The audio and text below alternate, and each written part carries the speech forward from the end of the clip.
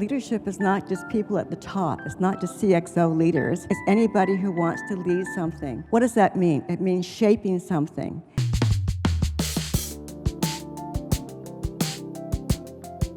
Hey everybody, and welcome back to the tie-in, and thank you so much for listening. We're excited about season 3, right? We're into it now, and yeah, it's just an exciting time and also really wild time. And we're thinking a lot about leadership and what it takes to show up in these challenging times, right? And it really takes digging in deep and understanding what it's going to take. And that's part of our conversation here with Yasmin and part of the work that you're doing. Yeah. I mean, I've been on a bit of a leadership, gone down the leadership rabbit hole over the last few months. Just to be honest, I've been doing a lot of reading, a lot of research, a lot of podcasts. And so when the opportunity came up to interview Yasmin at the Sustainable Production Forum in Toronto, I was super excited because this is her. She knows a lot about leadership, what it means, what it takes. And so we were able to have that conversation in front of a live audience, which is always fun. Mm-hmm. Yeah. And, I wasn't there, unfortunately. I couldn't make it. But I know. That's the way it is. Would have been fun to have you and, have your contribution. But it was fun. It was fun to be on a stage and do that. I do enjoy it. It's, I always get nervous. Yasmin is so funny behind, in the green room before. She's doing her, fun, kind of pepping up, trying to pep us up.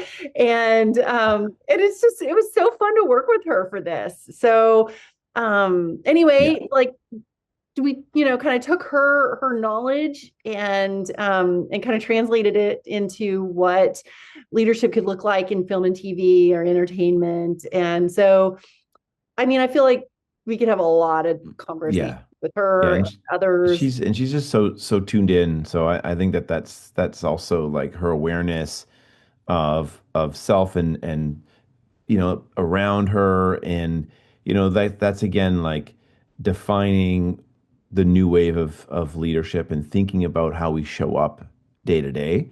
I think that's super important. I mean, that's what I've been just working on that as well. I mean, just my own work as a leader and entrepreneur, and reinventing and reimagining myself and where I'm coming from. And so it's just all, we're on this path, and the only thing that we know is that everything is impermanent and changing all the time.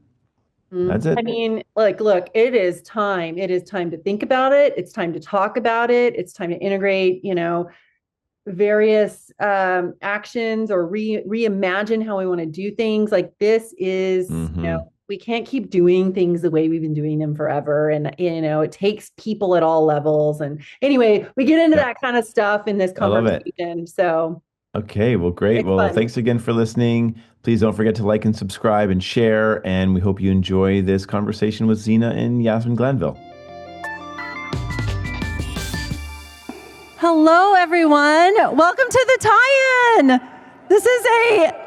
Thank you. Yes, this is a podcast all about sustainability in entertainment, the people doing amazing work behind the scenes. And sometimes we like to get a little broad and a little heady. And today we have Yasmin Glanville here, and she is the CEO and Chief Strategist of CTR Inc.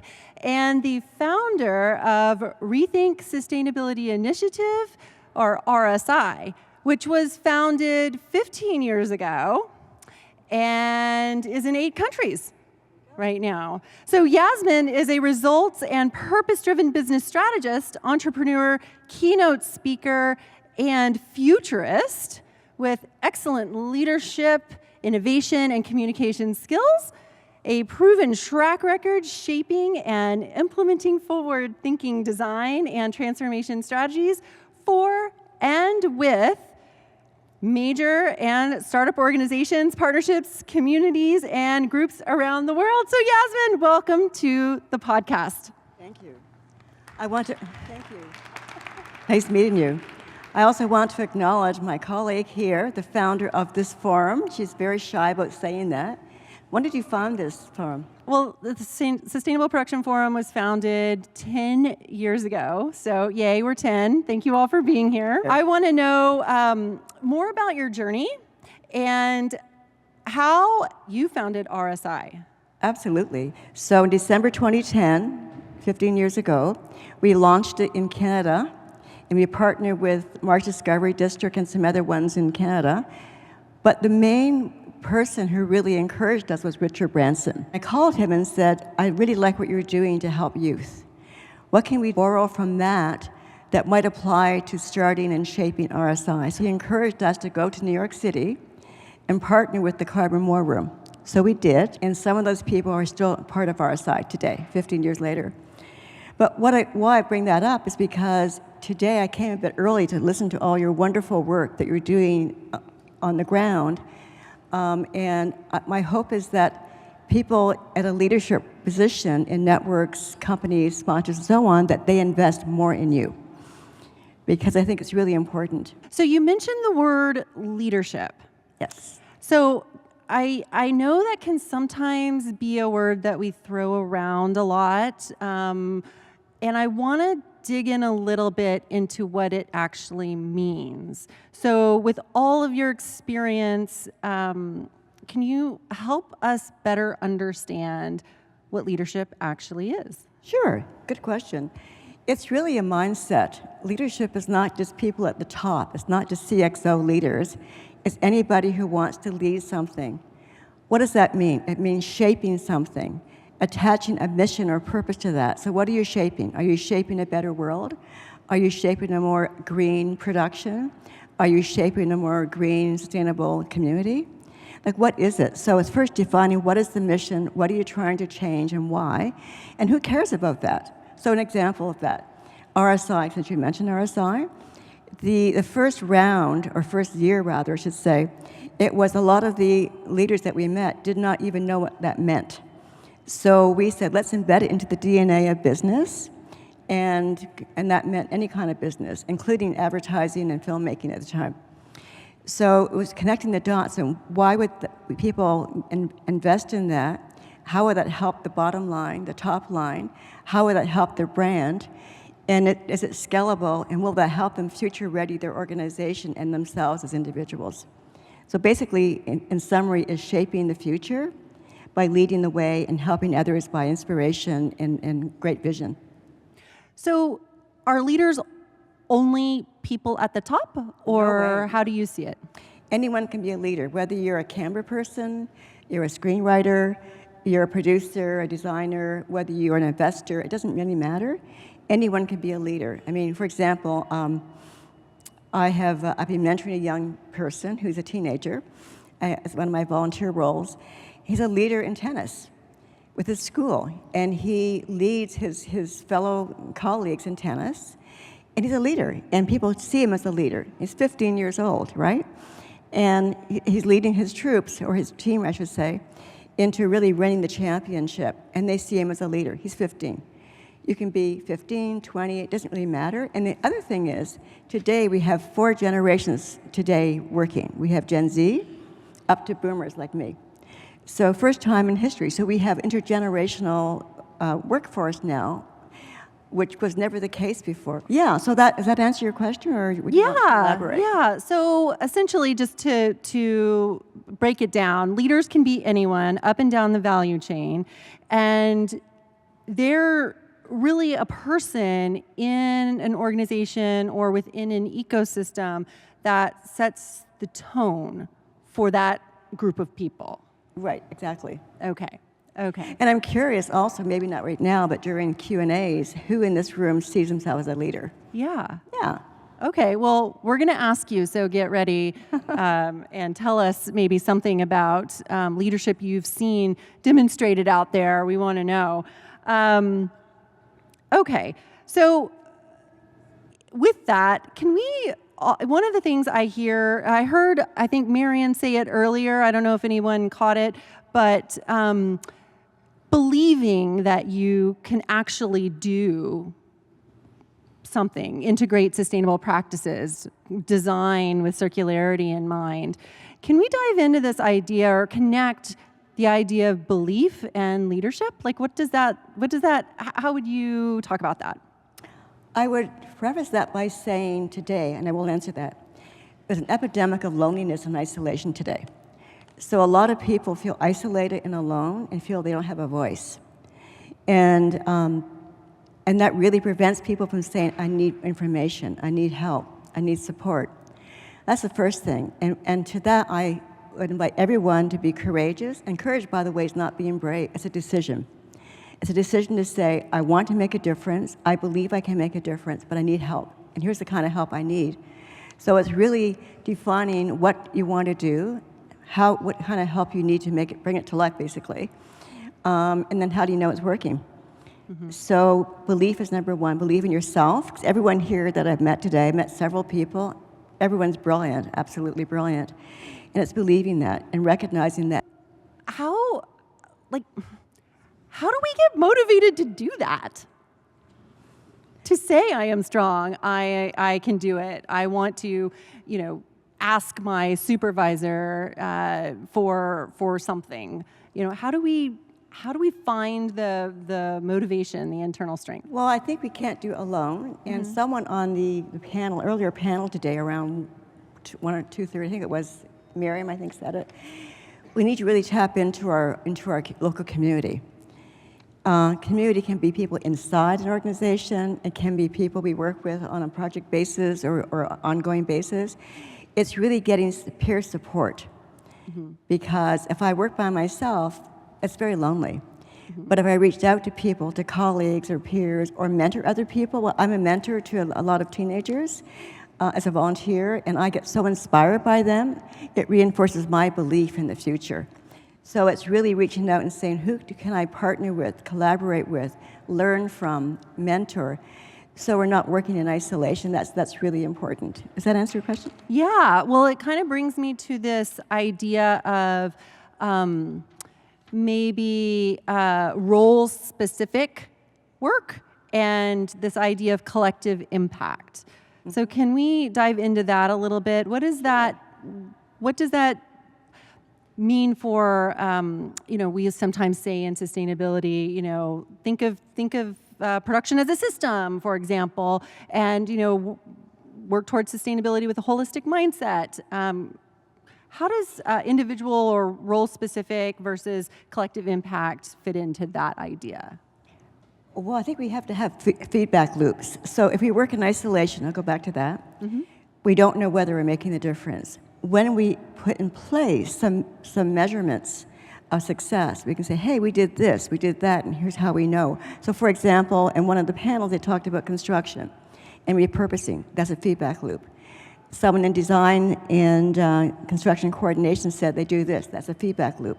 So it's looking at what the impact of our different roles are, and then having some kind of a knowledge hub where that information is captured and shared so we can see the cross-pollination of those different impacts. I think what happens when we work in the trenches, and I say that in a most respectful way, we're so driven by getting things done on time, under budget or on budget. We don't always have the bandwidth to look outside of that. I think we need to create that and find a way of supporting each other and having that sense of community and collaboration and mutual support. Because that's how we get inspired. If we're working in isolation, we don't know. It's like working in a cave, and that gets pretty dark and cold. Yeah, nobody likes that. Well, except the cavemen, they love it. I mean, that was only, they didn't live in there all the time, did they? That's right. That's right. Okay, so holistic approach means engaging the various aspects of the ecosystem. So if we put it into a perspective of film and TV, it's cross-pollinating between departments. I mean, I think we've picked up on that earlier today in some of the sessions, but it's the idea of, the production design talking to construction, to use that example. It's the idea of the folks above the line maybe interfacing with to studio folks down in LA maybe. It is the idea of creating feedback loops between and around positions and raising everyone up. Yeah, and I would add one more thing is report up, because most of the people I work with in my latter part of my career has been CEOs and boards of directors and investors. And I always encourage them to talk to people who are actually doing the work. And we created a lot of bridges that way. And FYI, I used to be in advertising 100 years ago. I was a creative director and copywriter. And I sold my agency and moved into business, but I still like to consider myself somewhat creative. But I really think it's really important to look at the impact on the organization or the whole ecosystem and include the investors, include the CEOs, include the networks, because I live part-time, or used to live part-time, in New Mexico, and there's a film industry there. And when they do a set, for example, a lot of country and western movies are made there, they have in the past created ghost towns. Well, they repurpose the ghost towns into tourist destinations and housing for homeless people and marginalized citizens. And it's really successful. And so I think by reporting up and telling people at the top, hey, you're making the difference, whether you know it or not, and we're the ones driving it. Well, I'm really curious. Okay, you said reporting up. Communicating upward, letting people in, I want to say leaders, but now that we've defined it, maybe they're not, maybe they're in a certain position, but they're not acting like a leader, so I won't necessarily say that. But reporting to people upward, letting them know what's happening, what does that do for culture? Okay, let me give you an example outside of film and entertainment. Let's take Unilever. Paul Pullman used to be the chairman and CEO, and he is now working over in Europe and other things. In his leadership role, he made his mission to find out what was going on in the company in terms of its products, its services all over the world. And I went to a number of his gatherings, his leadership gatherings, and he made a point of making sure the dots were connected. And he said, we're not going to greenwash our company. We're going to find out what's really going on in the front line, the back end, in front of to use your terminology, in front of the camera, behind the camera. What's really going on? What can we replicate and scale, and what can we support financially? What can we support in terms of resources outside of money, in addition to money? So when I talk about impact, it's looking at that way, and it's giving the leaders, whoever they happen to be, a way of not greenwashing, a way of demonstrating what they're doing in a way that's measurable and scalable. I mean, hearing what you're doing, many of you are doing, let's take construction as one example of many that I heard today. Do the leaders know you're doing that? That's profound. And look at that outside of construction for film, the construction industry at large. Imagine talking to infrastructure companies around the world, whether it's infrastructure for highways and commercial buildings. That's a lesson all construction companies and industry can learn from you. I also heard people talk about recycling food and giving food to the Daily Bread food banks, et cetera. It's looking outside of your own industry and saying, connect the dots in a broader context, because they're looking for the same thing you're looking for, a way of making a difference and scaling that difference and ramping it up and creating a future-ready path, because they know that things are moving very quickly. And I mentioned to you earlier that AI is new electricity. AI is ramping that up even more. It's faster now than ever. So looking outside one's industry, would this be what is considered a 360-degree or future-facing lens of looking at? Can you help me understand what that? Aren't you fancy? I'm reading the notes that you prepared. Can you help me understand what that is? Absolutely. So let's imagine for a moment, each person here in the room. You walk into a room, you don't know anybody, but you want to connect with people in a room to make a difference. So you scan the room, 360 view, and you go, who do I want to meet and for what purpose? And you meet people, and every person you meet has something to contribute to that thing you're creating in your mind. It's the same idea. So it's looking at things through the lens of a 360 lens and saying, where can I make the most difference, or where can I learn to make the most difference? And who can I connect with who may want to benefit from what I know, and I can benefit from what they know?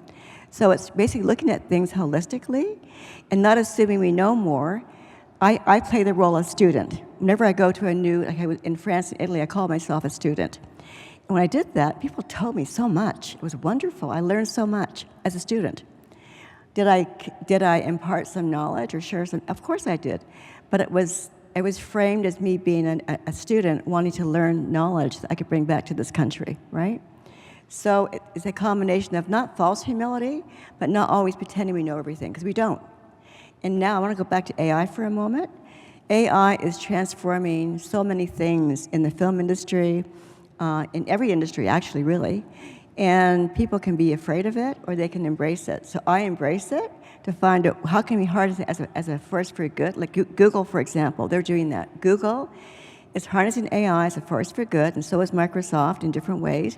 And they're putting safeguards in place to say, it's good for this, but not for that, and saying what the safeguards are, and not being blind about it. Mm-hmm. So I'm kind of deviating from your question a little bit, but I do that. That's okay. That's okay. I've got a couple comments. The first one is, if you want to dive into a great conversation on ethical AI, we did a session at the SPF in Vancouver on that, and I'm sure the content will be available. So I would encourage you to look that up and listen to that. It was a fantastic conversation. Separately, I want to go back to what you said. It made me think of this, I think we need it so much today, this idea of being authentic, and how authenticity, breeds,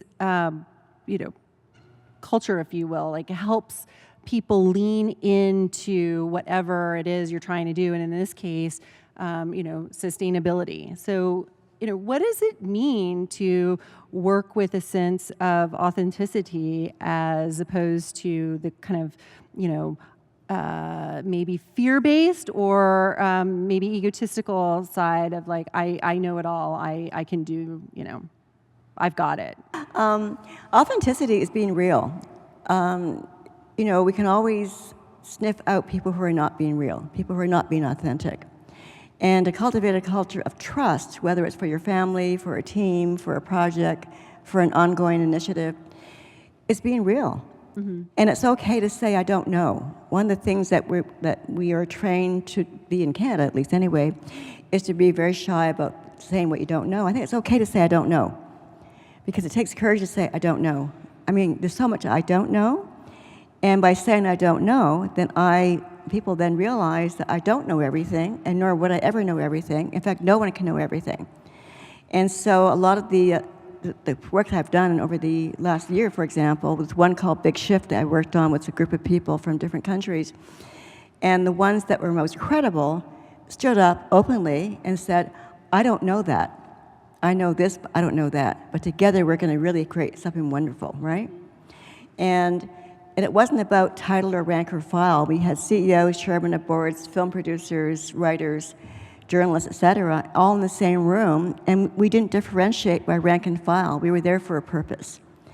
And by being authentic, we showcase the diversity and the value of each of our roles collectively, and we called that tapping into collective intelligence. That was the theme. This kind of, ties it all together, or may I say this is a tie-in moment for me. Okay, so by saying that, what I am imagining, and I'm sure this can go for any organization, but we have filmmakers here, people in the industry. What I'm imagining, this sort of collective confidence, this authenticity, this ability to say, I don't know, but I know someone who does, and together we can do a thing. In my mind, that's make a film or a TV show, right? Absolutely. So this is the maybe rethinking of what it means to develop a culture of collective confidence in sustainability on production. Yeah, and I would build on that by saying not only sustainability, because that word is not always known by people. That's right. That's true. So I think we need to find a common language that really connects people in an everyday language, because I love that word, obviously. I'm biased. But it's not a known or word for everybody. So it's redefining. Last week we launched a book, plug here. I was one of 30 authors. It's called The New Sustainability Edge, Redefining Business. And in the people who came, it was from 4 different countries, wrote it. And the main common thing was finding a common language, an everyday language. So rather than saying some fancy word for something, and say, we want to make the world a place we can live in for a long time, as an example. I'm not saying that's the way we describe it, but find some way of describing it that a 5-year-old understands, right? I love the word, and if we can maybe match that with a definition to go with it, that inspires and engages and inspires the people we want to invest in that. And I do think that we need to think about money. I mean, money is a dirty word to some people, but we need money to pay for things. We still live in a monetary society, and sometimes having value exchange based on volunteering is one thing, but how do we get people to invest in this? So my challenge to all of us, myself included, is how do we get our country, for example, to invest in really mobilizing the right ideas that you all had today and that you brought with you and that you will continue to develop. How do we invest in making the difference that's meaningful and scalable, that not only for people in the industry, but we can share with people outside the industry and create some bridges between the different stakeholder groups, because that's really essential. A lot of CEOs want to make a difference, so if you give them a chance to make a difference in a language they understand, they're more apt to invest. If it's a global company, oftentimes their team around them filter the conversation. They're only given the Reader's Digest version of what they hear.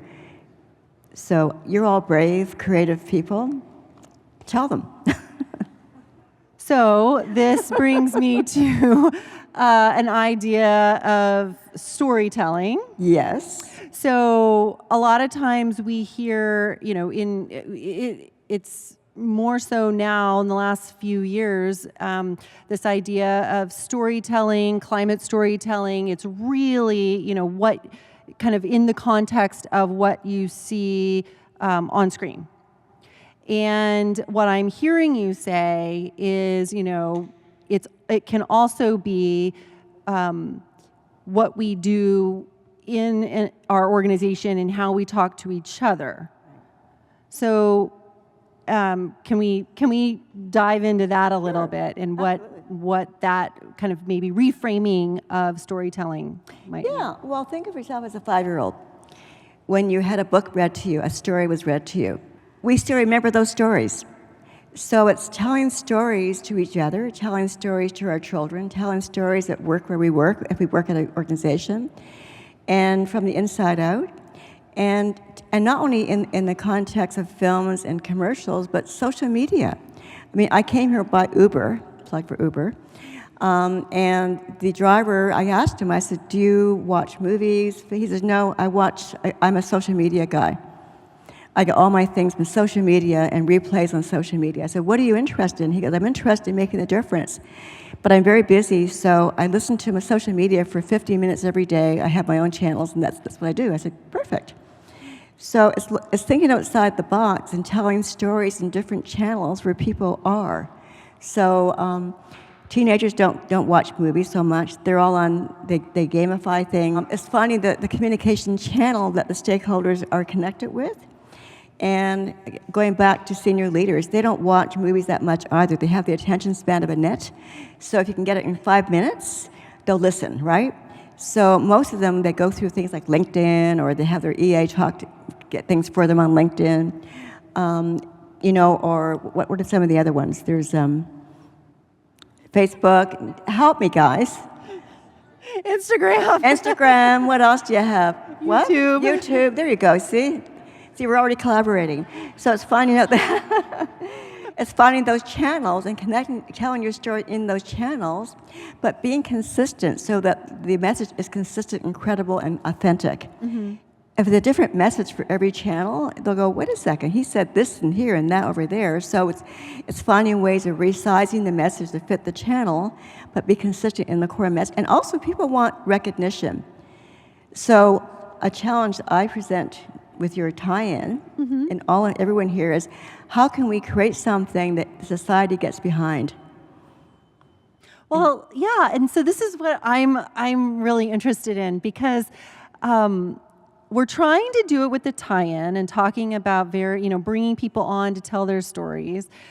But I also really love the idea of people, and I think it was mentioned earlier, sharing information about the impacts of what's going on production with the community of filmmakers making that production. So whether that be, through, a weekly newsletter, for example, to kind of, summarize impacts or whatnot, that to me is a story. It's a story of what just happened, what you all are doing together for that project. Totally. And so that to me is, if we can do that more, and it doesn't even have to be written down, it can just be talking to each other. But that is one of my interests, is how do we talk about this more?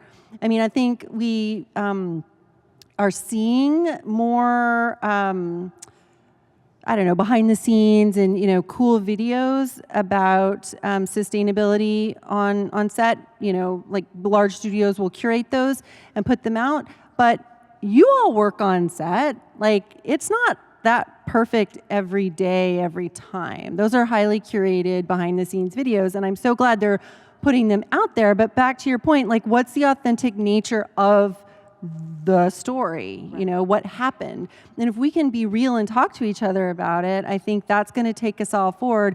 And every day, not just, a few times a year, but how do we do this more often? So find pathways for that. And what does that do for culture? It's interesting. An idea just popped into my head, and you can all laugh at this.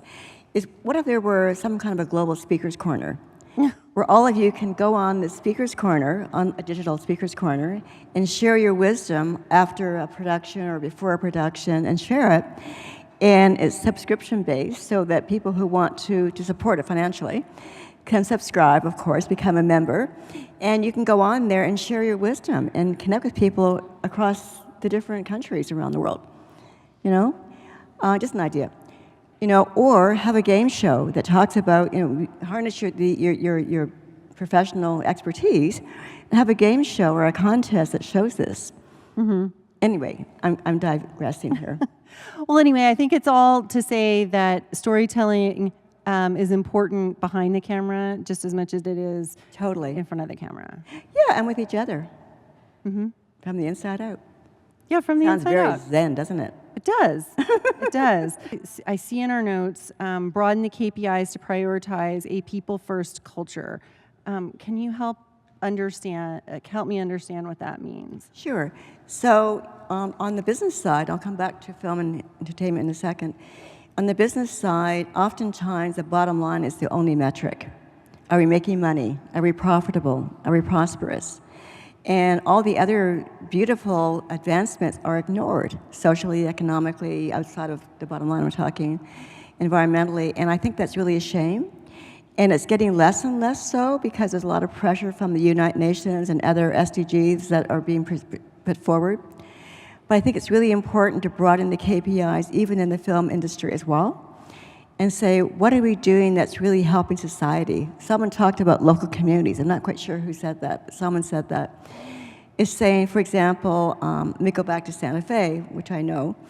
When they do a movie down there, they connect the dots with the local community and say, what can we do to enhance the culture of Santa Fe? Whether that's helping with homeless people or having food banks, more food rather, or revitalizing the community, they do something to connect the dots. So on another perspective is looking at finding KPIs that go beyond just the film. So I heard today talk about, the green industry and There was a carbon calculator, for example. Those are some of the things there. But also socialize the conversation so that people understand what it means outside of the film and entertainment business. Because people that you want to invest in you, they need to know what it means and how it benefits them and how it benefits society at large. I think film and TV is such a cool industry because it is a collection of lots of industries all in one. We've got, Totally. transportation and construction and accounting and finance and, lots of different industries kind of converge, food services, government in the sense of a production office overseeing everything. And, so there are a lot of cool ways to bring influences from other industries in and also to influence other industries in that regard as well. Exactly. And also in the film industry and entertainment, collaboration is a huge, huge expertise that you all have. I mean, you're the best at it. I mean, oftentimes companies will say, and when you're pulling people together for a production, people come together quickly, they share their expertise, they produce something wonderful, and then they disband. In companies, they don't do that. They should learn to do that. So I think you also have a lot to share that way as well. Thank you, Yasmin, for this fun conversation. And for one more comment to make Yeah, now? go ahead. One more comment to wrap it up. One more comment, and we're down to the wire here, and that is that, so but we're not talking to our own selves. I would encourage you or invite you to consider having a forum where you invite senior decision makers who are the investors, invite the networks, invite the CXO leaders to come and encourage them to come, and they pay to come, to share your wisdom, because then you're talking to people who can invest in you and accelerate the readiness of what you're doing and mobilize it. Because whether we're talking to each other is great, but to really get things going and ramp it up, that's my challenge and invitation to all of you. All right. Well, that is for next time. Yes. Thank you all very much. Really appreciate the opportunity. Thank you, And Yasmin. thank you for the opportunity. It was a pleasure. Thank you. Our designer is Aaliyah Kane. Music is by Peter Chapman. Social media is by Sharon Ewan. Our editor and producer is Rachel Werbel.